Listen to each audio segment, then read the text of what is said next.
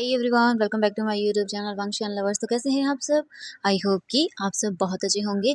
तो आज मैं आपके साथ शेयर करने वाली हूँ वांगशन एफएफ सेकंड मैरिज का नेक्स्ट पार्ट। आई होप कि ये स्टोरी पसंद आ रही है तो प्लीज़ वीडियो को लाइक एंड चैनल को सब्सक्राइब जरूर करना। आप लोग बहुत ही कम सब्सक्राइब करते हो चैनल को और देखने के बाद भी लाइक नहीं करते हैं। प्लीज़ कर दिया करो ना। आपकी ऑथर कितना मेहनत करती है आप लोगों के लिए। हमें बार बार बोल के थक चुकी हूँ। सीरियसली प्लीज़ कर दिया करें।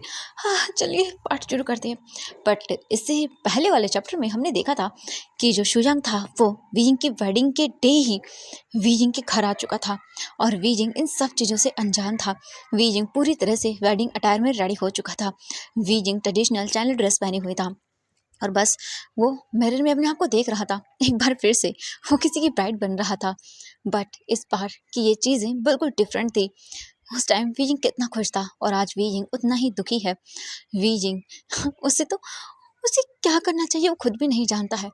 उसका हस्बैंड पहला हस्बैंड, ना ही तो उसने उसे डिवोर्स दिया और न ही कभी उसे ये बोल के गया कि वो नहीं आए, वीजिंग इंतज़ार उसका ना करे।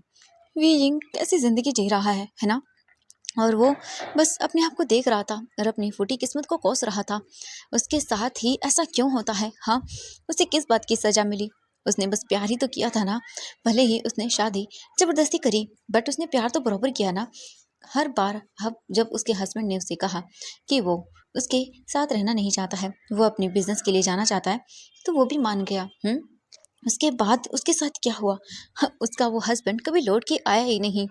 वीजिंग अकेला ही रह गया और आज फिर से उसकी शादी हो रही है और इस बार जिससे शादी हो रही है उसके बारे में वो कुछ भी नहीं जानता है, एक शब्द तक नहीं। यहाँ तक कि उसका नाम भी उसने दूसरों से सुना है और वीजिंग अभी भी उसके नाम से ही अनजान है, वो कुछ नहीं जानता। वहीं जियांग फेंगमियान जब ये सुनते हैं कि शुयांग यहाँ पर आ चुका है तो वो बोलते हैं, व्हाट शुयांग, वीजिंग क्या होगा उसका? हाँ, वो कितनी मुश्किल से शादी से माना है एंड आज अगर वो शुयांग को देख लेगा तो क्या होगा? ये सुनने के बाद जियांग चेंग बोलता है, डैड आप चिंता मत करिए, मैं शुयांग को वीजिंग के सामने नहीं आने दूंगा। मैं उसे रोते हुए नहीं देख सकता हूँ। तो वो बोलते हैं, बेटा बट शुयांग बोलता नहीं डैड, क्या आप चाहते हो वीजिंग रोए अपनी शादी के दिन? हाँ, पहली शादी के दिन वो कितना खुश था डैड, आपको याद है ना? वीजिंग कितना खुश था, वो कितना, उसके फेस से स्माइल जा ही नहीं रही थी।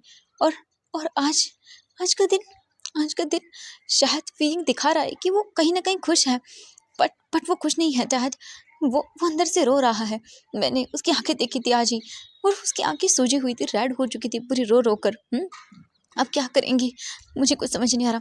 अगर शुयांग ने वीजिंग को देख लिया, वो इतना गिरा हुआ कैसे हो सकता है कि वीजिंग की वेडिंग के डे आए और वो भी अपनी पूरी फैमिली के साथ, अपनी वाइफ और अपने बच्चे के साथ आया है, वो अपनी ओमेगा के साथ आया है।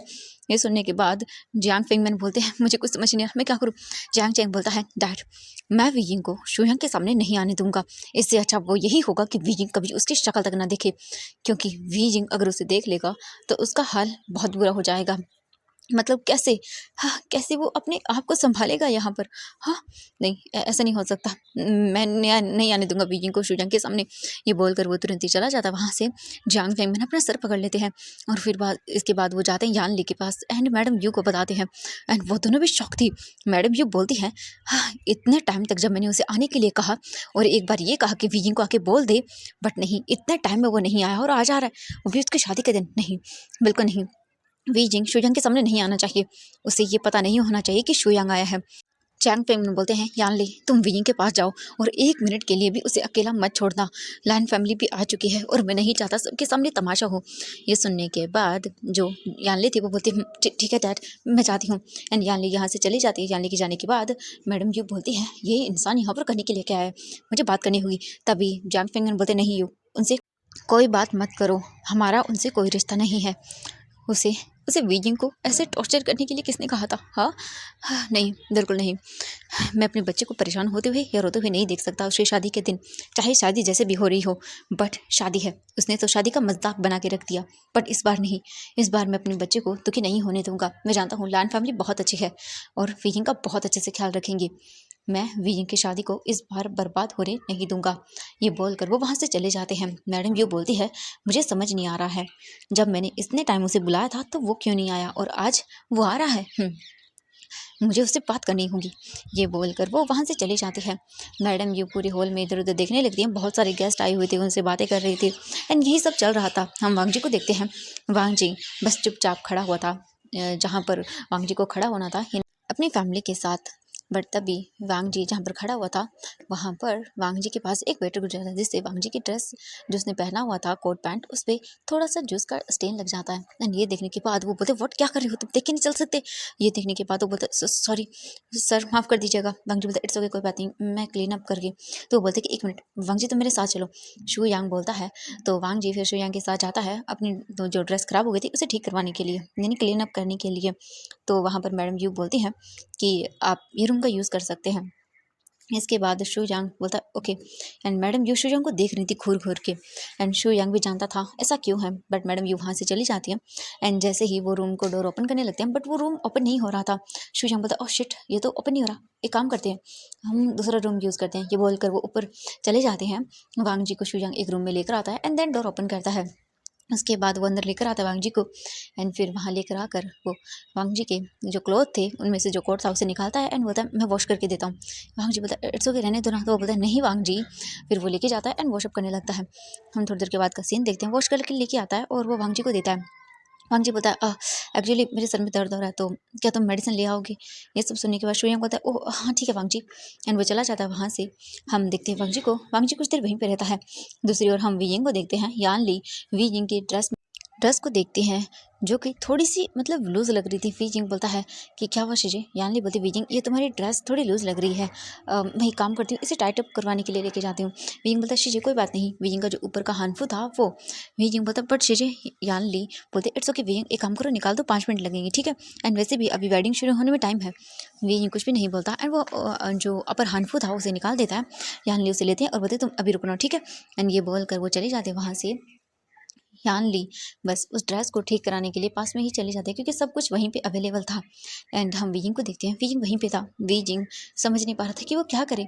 तभी हम देखते हैं जैंग चैंग को। जैंग चैंग वीजिंग के रूम के सामने खड़ा हुआ था एंड मैडम यू वहीं पे थी। वो बोलती है मुझे समझ नहीं आ रहा ये शू यांग यहाँ पर कर क्या रहा है। बट एक बात ध्यान से सुनो जैंग चैंग, वीजिंग को पता नहीं चलना चाहिए कि शू यांग यहाँ पर आ चुका है अपनी फैमिली के साथ। एंड जैसे ही वीजिंग ये सुनता है, वीजिंग बोलता है क्या। मैडम यू बोलती हैं मैंने कहा ना जाओ उसे रोको। हाँ मैंने उसे जिस रूम में रुकने के लिए कहा था वो वहाँ पे नहीं है, जाओ जल्दी से रोको। एंड किसी को ये पता नहीं चलना चाहिए ना, सुना तूने। ये सुनकर जियांग चैन बता हाँ हाँ ठीक है मम। एंड वो चला जाता है। मैडम यू फिर अपने आप को ठीक करती हैं एंड वो अंदर आते हैं और बोलते वी जिंग मैडम यू को देखता है और वो तुरंत अपना फेस टर्न कर लेता है। मैडम यू बोलते सब ठीक है ना। एंड ये तुम्हारा ऊपर का हनफू। वी जिंग बोलता वो शेजल एक ही गई है, उसमें कुछ ठीक नहीं था। ये सुनने के बाद वो बोलते ठीक है एंड तुम यहीं पे रहना ठीक है, कहीं मत जाना। वी जिंग बोलता हाँ मैं नहीं जाऊँगा। इसके बाद तुरंत ही जो मैडम यू थी वो चली जाती है अदर चीज़ों को करने के लिए। उनके जाने के बाद वी जिंग बोलता है हाँ शुजा कका यहाँ पे है, मैं क्या करूँ। उनके उनके जाके एक बार मैं उनसे बात करना चाहता हूँ, मैं बात करना चाहता हूँ। वी जिंग तुरंत ही जो अपनी ड्रेस था उसे देखता है और बोलता है अगर ऐसे बाहर गया तो मुझे मुझे कोई कोई पहचान लेगा। हाँ नहीं मैं इतना ये नहीं कर सकता, चेंज नहीं कर सकता, मुझे कुछ भी हो मुझे उनसे एक बार मिलना है। वीजिंग अपनी रिंग को देखता है और बोलता है मुझे मिलना है उनसे। और ये बोलकर वीजिंग तुरंत ही रूम से बाहर निकलता है, इधर उधर देखता है। उन्होंने अपने फेस को कवर कर लिया था एंड जो अपने एक और हनफू था उसे भी निकाल दिया था। वीजिंग तुरंत ही बोलता है मुझे कहाँ मिलेंगे। वीजिंग इधर उधर देखने लगता है एंड तभी जो नीचे वाला फ्लोर था वीजिंग का रूम 3rd फ्लोर पे था। एंड जैसे वो देखता है वो बोलता हाँ वीजिंग की आंखों में आंसू आ जाते हैं। 5 सालों के बाद वीजिंग आज शूयांग को देख रहा था। इतने सालों के बाद शूयांग एक रूम में बढ़ जाता है। वीजिंग बोलता हाँ वो वहाँ पे। वीजिंग तुरंत ही जाता है भागकर और उस रूम के सामने आकर खड़ा हो जाता है। तभी शिव यांग वांग जी को देता है कोट और बोलता है ये ले वांग जी ठीक हो गया, आई मीन और तुम्हारे लिए मेडिसिन। वांग जी बोलता है हाँ ठीक है। तभी बोलता है ओह शिट यहाँ पे पानी नहीं है, वांग जी 1 मिनट रुकना मैं लेके आता हूँ ठीक है। एंड ये बोलकर वो रूम से बाहर निकलता है एंड वो साइड में जाने लगता है। तभी वी जिंग शू यांग के सामने आकर खड़ा हो जाता है एंड वो भी वेडिंग ड्रेस में। और ये देखने के बाद शू यांग एकदम फ्रीज, बिल्कुल फ्रीज रह जाता है, कुछ भी नहीं बोलता वो, क्योंकि उसके पास शब्द ही नहीं है। वी जिंग बोलता शू यांग बोलता वी वी जिंग तुरंत ही शू यांग को गले लगा लेता है और शू यांग एकदम घबरा जाता है एंड वो इधर उधर देखने लगता है। तभी शू यांग जल्दी से साइड वाला रूम ओपन करता है और वी जिंग के साथ अंदर आता है और वी जिंग बोलता है, आप वापस आ गए, मुझे मुझे पता था, आप एक दिन वापस आएंगे, आप वापस आ गए गग, आप वापस आ गए, मुझे मुझे पता था आप आएंगे, आप वापस आ गए गगा। शू यांग वीजिंग को देखता और उसकी भी आंखों में आंसू आ जाते हैं। शू यांग बोलता वीजिंग तुम I'm सॉरी वीजिंग। ये बोलकर वो अपने घुटनों के बल नीचे बैठ जाता है और बोलता है मुझे मुझे माफ़ कर दो वीजिंग, तुम्हें ऐसे चोटने के लिए I am sorry wheezing. Wheezing देखता है एंड क्या कुछ हुआ है क्या नहीं हुआ, वीजिंग सब कुछ रिमेम्बर करता है। एक सेकंड के लिए शू यांग को देखने के बाद वो भूल गया था कि वो कौन है, क्या हुआ है। वीजिंग सब कुछ देखता है और शू यांग को देखने के बाद बोलता है अब आपने ऐसा ऐसा क्यों किया था, मुझे मुझे बताएंगे, हाँ क्यों क्यों किया था आप, क्यों क्यों कर रहे थे वो सब। इससे अच्छा होता आप मुझसे शादी न करते, मैं 5 सालों तक बेवकूफ़ों की तरह आपका इंतज़ार करता रहा ये सोच के कि आप एक दिन आएंगे, और आज आज आप वापस आए हैं और वो भी मेरी शादी के दिन। आपको पता है मैं एक बार फिर से शादी करने चाह रहा हूँ, इसलिए नहीं कि मैं करना चाहता हूँ, नहीं बिल्कुल नहीं, बट इसलिए कि मुझे करनी पड़ रही है, मुझे करनी पड़ रही है। मैं आप सब लोगों के लिए बोझ कैसे बन गया, हाँ कैसे बन गया आप सब लोगों के लिए बोझ। आप क्यों ऐसा कर रहे हो मेरे साथ। ऐसे ऐसे अच्छा होता हम मुझे शादी ना करते, मैं मर जाता ना तो वो बेटर होता। मुझे 5 सालों तक वो सब सहना तो नहीं पड़ता। आपको पता है अगर कहीं पर भी मैं चला जाता हूँ ना तो मुझे क्या बोला जाता है, मैं मनूस हूँ।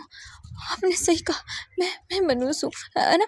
मुझे मुझे मेरी जीजे की शादी तक देखने को नहीं दी गई थी, मैंने अपनी जीजे की शादी भी नहीं देखी। मैडम ये ने कहा कि मैं मनूस हूँ, वो नहीं चाहती कि मेरी मनूसियत मेरी जीजे को लग जाए। हाँ क्या क्या सच में मैं मनूस हूँ, है ना, है ना, मैं मनूस हूँ। और ये बोलकर वीजिंग बहुत बुरी तरह से रोने लगता है।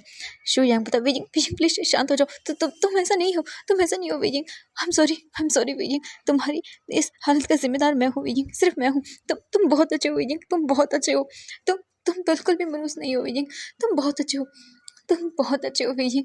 वीजिंग बोलता झूठ झूठ सब झूठ। शू यांग वीजिंग को टाइट हग करता है और बोलता वीजिंग प्लीज प्लीज मेरी बात सुनो, ऐसा कुछ भी नहीं है वीजिंग मेरी बात सुन लो। वीजिंग बोलता है आप जानते थे ना, आप जानते हैं मैं आपसे कितना प्यार करता हूँ, आज भी उतना ही करता हूँ जितना पहले करता था। हाँ पर आपने आपने क्या किया, हाँ आपने क्या किया। शू यांग बोलता है वीजिंग प्लीज मुझे माफ़ कर दो wheezing, I am sorry wheezing, I am really sorry, I am sorry wheezing. ये बोलकर वो वीजिंग को गले लगाता है। वीजिंग बोलता है नहीं सब सब झूठ है। वहीं हम वांग जी को देखते हैं। वांग जी गेट के सामने ही खड़ा हुआ था एंड उसने सब सुन लिया था एंड उसने नाम भी सुना था वीजिंग, जो अच्छे से जाता है वांग जी, क्योंकि उसने वीजिंग के बारे में डिटेल्स निकलवाई थी। और ये सब जानने के बाद वांग जी को बहुत गुस्सा आता है। वांग जी गुस्से में वहाँ से चला जाता है, ये सोचकर कि हर एक इंसान ऐसा ही होता है, हाँ ऐसा ही होता है। उसमें साफ साफ लिखा था बीइंग मैरिड है बट किससे है ये नहीं पता, एंड उसका हस्बैंड उसे छोड़ के चला गया, ये सब चीज़ें पता है उसे, बट वो ये नहीं जानता कि ये शू यांग ही है। एंड वांग जी ने शू यांग को अच्छे से देख लिया था एंड वांग जी ये भी जानता था कि शू यांग शादी कर चुका है, वो वहाँ पर रह रहा है, क्योंकि शादी जो हुई थी वो बहुत ही ज़्यादा एकदम सीक्रेट रखी गई थी, सिर्फ ओनली फैमिली मेम्बर्स ही थे, शू फैमिली एंड यांग फैमिली, इसीलिए ज़्यादा कुछ भी पता नहीं है। वांग जी बस वहाँ से चला जाता है और वो बहुत ही गुस्सा था। हर एक इंसान ऐसा ही होता है, धोखा देने वाला, और वीजिंग भी उन्हीं में से एक है। वहीं हम देखते हैं वीजिंग को, वीजिंग शू यांग को धक्का देता और बोलता नहीं मुझे मुझे कुछ भी नहीं जानना, आप खुश है ना अपनी फैमिली में, है ना, अपने बच्चे के साथ बहुत बहुत खुश है ना। ये सुनने के बाद शू यांग बोलता वीजिंग बोलता है नहीं मुझे मुझे कुछ नहीं सुनना, मुझे आप इतना बताइए कि आपका वेट नहीं करूँ ना मैं, है ना, है ना। हाँ हाँ हाँ नहीं वो सब मैं आपको कभी माफ़ नहीं करूँगा, आपने जो मेरे साथ किया उसके लिए कभी माफ़ नहीं करूँगा आपको। ये बोलकर वीजिंग तुरंत ही रूम से बाहर निकल जाता है। शू यांग वहीं नीचे फ्लोर पर बैठ जाता है और बहुत ही बुरी तरह से रोने लगता है। वीजिंग वीजिंग के बारे में सोचकर उसने क्या कर दिया, उसकी शादी है, उसी की शादी के दिन आ गया वो, उसकी शादी वांग जी से हो रही है। एंड ये सोच कर ही शू यांग एक तो आइज़ बड़ी बड़ी कर लेता है, बोलता व्हाट, वो वांग जी से वीजिंग की शादी, वो वांग जी, एंड वो जानता है वांग जी को, वांग जी कैसा इंसान है। वांग जी ऑलरेडी ही किसी से प्यार करता था और आज भी वो उस लड़की को नहीं भुला पाया है, और अब तो उसके पास एक बेटा भी है, वो किसका है ये कोई नहीं जानता है। एंड वांग जी, अभी शोयांग ने उससे बात की थी तो वांग जी बिल्कुल भी वीजिंग में इंटरेस्टेड नहीं था, एंड उसने वांग जी, ओह माय गॉड। शोयांग बोलता है ये क्या हो गया, मेरी वजह से हो रहा है, अगर वीजिंग यहाँ से भी चला गया तो उसके उसके साथ क्या होगा, वांग जी क्या करेगा। शोयांग अपने आप को बहुत बुरी तरह से कोस रहा था, क्योंकि वहाँ पर जाने के बाद वीजिंग की लाइफ अच्छी नहीं होने वाली है। वो वांग जी है, वांग जी, उसके मन में वीजिंग के लिए कोई फीलिंग्स नहीं है, एंड वो वीजिंग को कितना टॉर्चर करेगा ये तो वो खुद भी नहीं जानता है। वो अच्छे से जानता है वांग जी को, अगर कोई चीज़ उसकी पसंद की उसे ना मिले तो वांग जी क्या से क्या बन जाता है, और अब वीजिंग और भी सफ़र करेगा। नहीं, ये नहीं हो सकता। शू यांग बहुत बड़े गिल्ट में था, बहुत ज़्यादा गिल्ट में था। तभी डोर पर नॉक होता है और वो देखता है डोर पर, तो वहाँ पर जियांग चेंग था। जियांग चेंग तुरंत ही अंदर आता है एंड वो शू यांग को उसके कॉलर से पकड़ता है, उसे दीवार पर पिन करता है और बोलता है कमीने तुम्हारी हिम्मत कैसे हुई, हाँ मेरे भाई की शादी का दिन आने की, तुमने तुमने उसे बर्बाद करके छोड़ दिया। मैंने तुमसे कहा था हाँ उससे ऐसे शादी मत करना, और तुमने जो मुझसे उस दिन कहा था कि तुम बस नॉर्मली फीलिंग से शादी कर रहे हो, इसका इसका मतलब नहीं है। मुझे नहीं लगा था शू यांग कि तुम इतनी गिरी हुई हरकत कर दोगी उसके साथ। तुम जानते भी हो उसने इन 5 सालों में क्या सहा है, पागलों की तरह वो तुम्हारा वेट करता रहा। अभी भी वो तुम्हारी वो रिंग पहनता है, शादी के दिन पहनाई हुई, तुम्हें दिल से अपना हस्बैंड मानता था, दिल से तुमसे प्यार किया उसने, और तुमने क्या कर दिया, हाँ तुमने तुमने उसे मार दिया पूरी तरह से। आज आज वो एक ऐसे इंसान से शादी कर रहा है जो चल भी नहीं सकता, जो जो जो उसे हस्बैंड का प्यार कभी नहीं देगा, क्योंकि मैं भी अच्छे से जानता हूँ वांग जी को। मैंने बहुत बार उसके बारे में सुना है, एंड जितना मैंने सुना है उससे वो कैसा इंसान है मुझे पता चल रहा है। एंड वो किसी से प्यार करता था, एंड वो ऑलरेडी ही एक बच्चे का फादर है। वो बच्चा किसका है ये कोई नहीं जानता है। वीजिंग की लाइफ तुम्हारी वजह से हल बन गई, शोयांग तुम्हारी वजह से हल बन गई। और अगर मैं मेरी फैमिली को ये बोलता ना कि उसे शादी नहीं करनी है वांग जी से, वो नहीं चाहता करे, बट उसके साथ फिर शादी करता कौन, उसके साथ कोई शादी नहीं करता। वीजिंग हमेशा ऐसे ही रहेगा शूया, ऐसे ही दर्द झेलता रहेगा, सिर्फ और सिर्फ तुम्हारे कारण। तुमने तुमने उसकी लाइफ को हेल बना दिया शुजा, हेल। इससे तो अच्छा होता मेरा भाई उस दिन मर गया होता, बट तुमने उसे झूठी उम्मीद दी। तुम्हें पता है एक इंसान उम्मीद में ना पूरी ज़िंदगी टिपा देता है, पूरी ज़िंदगी वो उस इंसान का वेट करता रहता है। एंड वीजिंग ने तुम्हारा किया। वो तो शादी भी नहीं करता जब तक कि मॉम और डैड उसे ये नहीं बोलते। मैं जानता हूँ मेरे मॉम और डैड ने वीजिंग को फोर्स किया है कहीं ना कहीं उसे शादी करने के लिए, तब जाके वो शादी के लिए माना है। क्योंकि हाँ उसे पहले से पता था। तुम्हें पता है जब पहली बार उसने ये सुना था ना कि तुमने शादी कर ली, वो वो एकदम फ्रीज था, वो फ्रीज हो गया था बिल्कुल। बट कहते हैं ना टाइम वक्त धीरे धीरे इंसान को सब सिखा देता है दर्द। उसके बाद उसे पता चला कि तुम पापा भी बन गए हो, और उसके बाद उसकी क्या हालत थी तुम सोच भी नहीं सकते हो शुजांग, सोच भी नहीं सकते हो। तुम हमेशा इसी गिल्ट में जियोगे कि तुमने एक इंसान की लाइफ बर्बाद कर दी।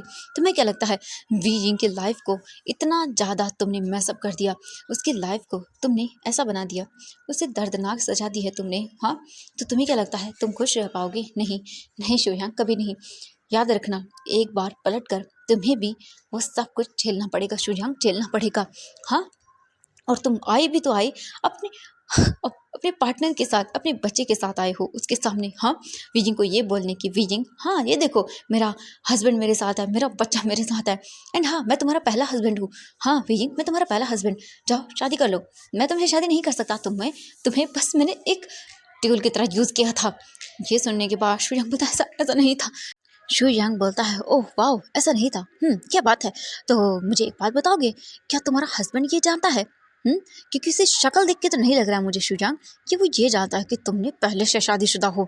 हाँ तुमने पहले एक शादी कर ली है, तुम लीगली विजिंग से मैरिड हो, क्या ये वो जानता है? ये सुनने के बाद शू यांग के चेहरे का रंग उड़ जाता है।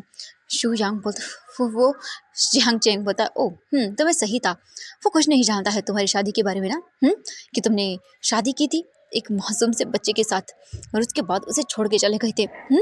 5 साल के बाद तुम में इतनी हिम्मत नहीं थी कि तुम उसके आगे ये बोल सको कि मैं तुमसे अपनी शादी को नहीं रख सकता हूँ। भाग गए थे कायरों की तरह, हाँ। तुम आ भी नहीं रहे थे। मैंने, मॉम ने, डैड ने तुम्हें कितना बुलाया पर तुम एक बार भी नहीं आए। हाँ, अब मुझे बताओ क्या हो अगर मैं तुम्हारे हस्बैंड को बता दूँ तो, कि जिसकी आज शादी हो रही है वो आज भी तुमसे लीगली मैरिड है। हाँ, क्या करोगे तुम? उसके बाद तुम्हारे हस्बैंड क्या करेगा?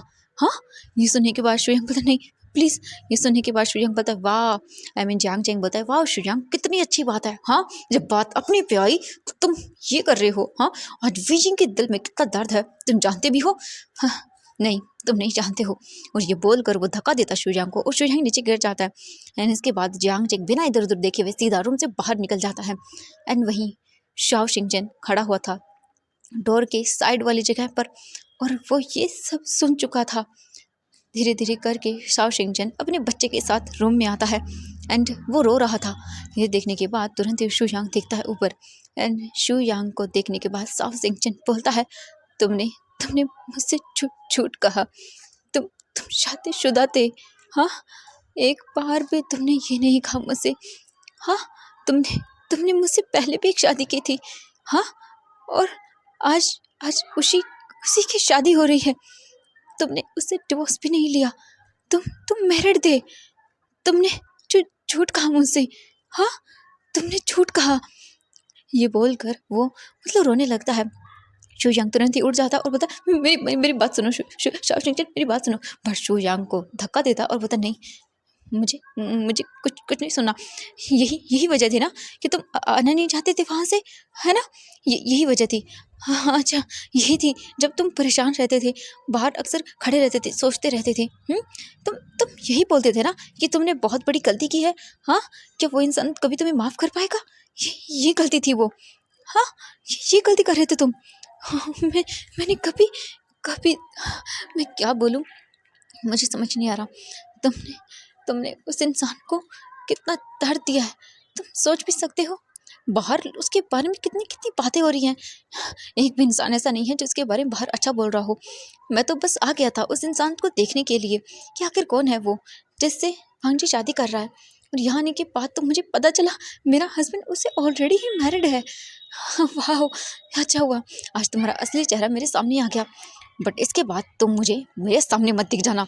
ये बोलकर वो अपने बच्चे को लेकर चला जाता है। शू यांग बोलता शाओ शिंगचन रुक जाओ। बट शाओ शिंगचन वहाँ से जा चुका था।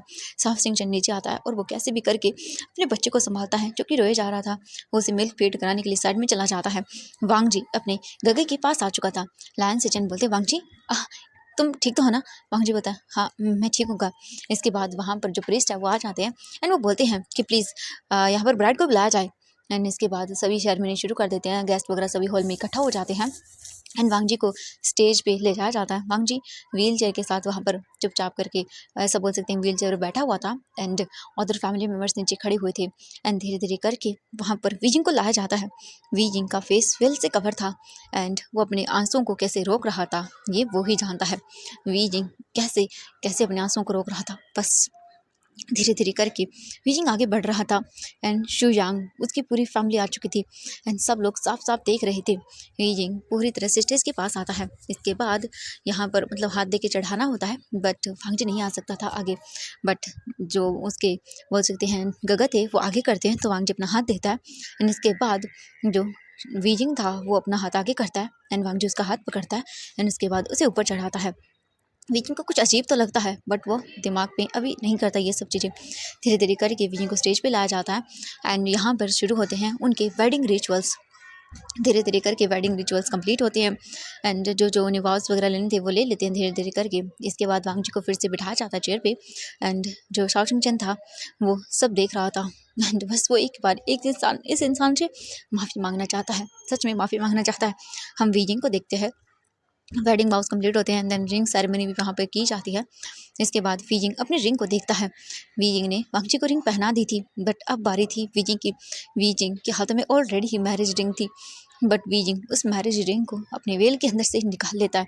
उसके बाद जो वांगजी था वो वीजिंग का हाथ देखता है एंड देखने के बाद वो समझ आता है यहाँ पर ऑलरेडी ही एक वेडिंग रिंग थी क्योंकि वहाँ पर सर्कल बन चुका था ना, रिंग होती है तो इसके बाद से वांग जी फिर उसी में पहना देता है और बोलता है तुम कितने घटिया इंसान हो, ये मैंने सोचा भी नहीं था तुम ऐसे ओमेगा निकलोगे। हाँ, जो शादी पहले से कर चुके हो और तुम्हारा एक लवर भी है एंड एक ऐसा लवर जो ऑलरेडी ही मैरिड है। हाँ, क्या बात है। तुम तो बहुत ही ज़्यादा गिरे हुए निकले। बट वांग जी अपने मन में सोचता है और उसके बाद वो बस नॉर्मली वहाँ पर खड़ा हो जाता है। एंड इसके बाद वहाँ पर नॉर्मली एक किसिंग करने के लिए बोला जाता है, बट वो लोग मना कर देते हैं। तो वांग जी वीजिंग का हाथ लेता है ओनली एंड उसी पे किस करता है। वीजिंग अपनी आंखें बंद कर लेता है। उसे क्यों न जाने डिस्गस्टिंग फील हो रहा था और उस इंसान ने भी वीजिंग का हाथ बहुत ही कसकर पकड़ा था, जैसे वीजिंग को दर्द हुआ था। बट ये दर्द वीजिंग के दर्द से ज़्यादा बड़ा नहीं था। इसके बाद वो वेडिंग कंप्लीट होती है। वेडिंग कंप्लीट हो जाने के बाद जो वीजिंग था वो चुपचाप करके बस खड़ा हुआ था। एंड देन उसके बाद वहाँ पर सभी लोग आकर उन्हें कॉन्ग्रेचुलेशन विश करने लगते हैं। एंड वेल इतना हैवी था कि वीजिंग को कुछ भी दिख नहीं रहा था। एंड हम देखते हैं शुजांग को, जो कि देख रहा था अपनी आंखों के सामने। थोड़ी ही देर के बाद वहाँ पर जितने भी गेस्ट वगैरह थे वो आकर उन्हें दे देते हैं गिफ्ट वगैरह। एंड देन इसके बाद बाहर जाया जाता है वहाँ से, क्योंकि गेस्ट बाहर चले जाते हैं, क्योंकि जो डिनर था रात का वो बाहर ऑर्गेनाइज़ किया गया था। सभी वहाँ पर बाहर आ जाते हैं एंड लोग खाना वगैरह खाने लगते हैं चेयर्स वगैरह पे बैठ के। वांग जी और वीजिंग बस चुपचाप खड़े हुए थे। वांग जी के पास लाइन से जन आते हैं और बोलते, वांग जी तुम ठीक हो ना? वांग जी बोलता, हाँ मैं ठीक हूँ। इसके बाद फिर वांग जी को नीचे उतारा जाता है एंड फिर वीजिंग को भी उतारा जाता है। वीजिंग नीचे आ जाता है और आने के बाद जो जानली थी वो बोलती, वीजिंग तुम ठीक हो ना? तुम्हारी ड्रेस। वीजिंग बोलता, मैं ठीक हूँ शीजी। वो बोलती, ठीक है। वैसे भी वीजिंग गेस्ट वगैरह जा चुके हैं, तो अगर तुम चाहो तो वेल हटा सकते हो। क्योंकि एक काम करो, हटाओ मत, क्योंकि ये रिचुअल्स है। तो एक काम करो, ये लो। एंड वो जो वियिंग का वेल था वो थोड़ा ऊपर कर दिया जाता है एंड वियिंग की बस आईज शो हो रही थी। वियिंग का नीचे का फेस कवर हो चुका था एंड जो वेल था वो दूसरा चेंज कर दिया गया था, जैसे वियिंग की आईज दिख रही थी और कुछ भी नहीं। एंड वियिंग देखता है तो वहाँ पर वियिंग के मतलब थोड़ी ही दूरी पर एक पर्सन खड़ा हुआ था, जो कि साओ शिंगजन था। साओ शिंगजन की गोद में एक बच्चा था। साओ शिंगजन धीरे धीरे चल के वियिंग के पास आता है एंड उसके पीछे शुयांग खड़ा हुआ था। वियिंग देखता है साओ शिंगजन को। जियांग चैंग ये देखता है तो फिर वो बोलता है, विजिंग चलो आई शीजे, एक काम करो आप इसे अंदर लेके जाओ। पर तभी शाओशिंग चन आता है और बोलता, एक मिनट। एंड जो वांग जी था वो अपने गगो को देखता है। तभी मैडम लैन आती है और बोलते, वांग जी तुमसे कुछ बातें करना चाहते हैं, चलो। एंड इसके बाद वो वहाँ से चली जाती हैं, क्योंकि ओबियसली विजिंग की विदाई का टाइम आएगा, इसीलिए वो बाहर जा रहे थे पूरी फैमिली एंड अपने गेस्ट वगैरह को अटेंड कर रहे थे। हम अंदर का सीन देखते हैं। अंदर थोड़ा बहुत बोल सकते हैं जो शुजांग था वो देख रहा था। वीजिंग बोलता है, नहीं रुक जाइए, क्योंकि वीजिंग ने साओ शिंगचन की फ़ोटो देखी थी और इस बच्चे की, तो वीजिंग जानता था कि ये कौन है। साओ शिंगचन आता है और बोलता है,